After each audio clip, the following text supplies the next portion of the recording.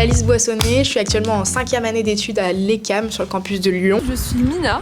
Je suis Rita. Moi je m'appelle Antoine, je suis également en 5e année avec Alice. Je suis en spécialisation matériaux. Moi c'est Théo, je suis aussi en dernière année à l'ECAM La Salle. On est une équipe, on est 13 filles qui travaillent ensemble donc au sein de la promo certification intégrée et performance globale de l'entreprise de l'IAE Lyon. Pour moi, Superform c'est un gros challenge parce qu'on travaille avec Ubisoft.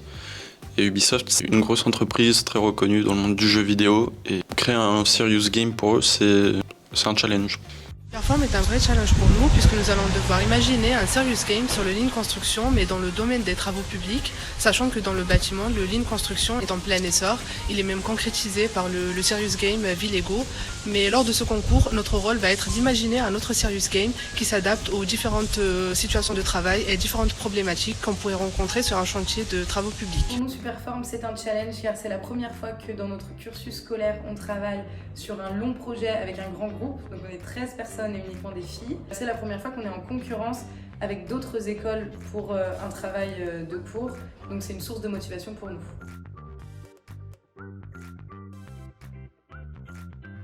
Alors moi je pense que une des premières compétences c'est le travail d'équipe.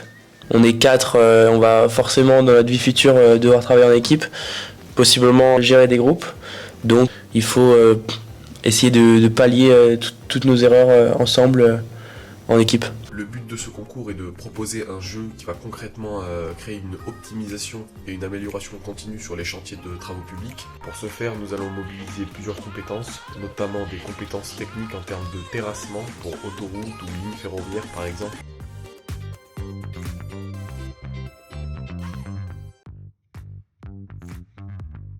L'objectif du challenge, c'est la création d'un nouvel outil pédagogique et ludique sur la santé, la sécurité et l'environnement. On va créer un jeu innovant, libre de droit et déclinable pour beaucoup d'entreprises. L'objectif, c'est de joindre l'utilité à l'agréable, allier jeu et formation, prendre en considération tous les modes de transport, que ce soit le vélo, la trottinette, la voiture, etc.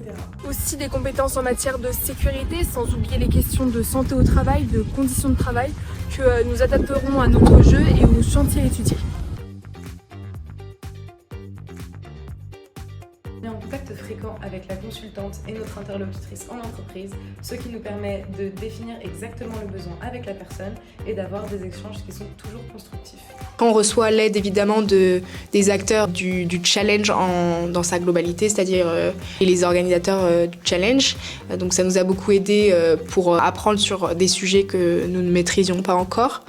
Donc ça nous a beaucoup aidé. Voilà, tous les acteurs sont extrêmement volontaires et se mettent à notre disposition pour nous venir en aide.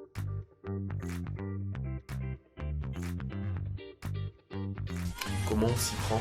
Avec les formations qu'on a eues à notre école, on a pu utiliser des outils d'organisation du travail, notamment le management visuel, comme vous pouvez voir derrière moi. Ce sont des méthodes OBEA. Ça, c'est un point. Un autre point était la communication très importante avec tous les acteurs du projet, ce qui nous a permis de nous lancer et de nous relancer et de nous guider vraiment sur ce projet. Un conseil qu'on peut donner aux équipes qui n'ont pas encore démarré, ça sera de suivre les formations Superform. Donc oui, sur un sujet qui est totalement nouveau, avoir des ateliers qui nous ont permis d'en savoir plus sur la gamification, la ludification, c'est extrêmement aidant parce qu'au début on a un petit peu perdu, c'est sûr, quand on est confronté à la problématique, ça fait beaucoup de choses à envisager et tout de suite on part un peu dans toutes les directions.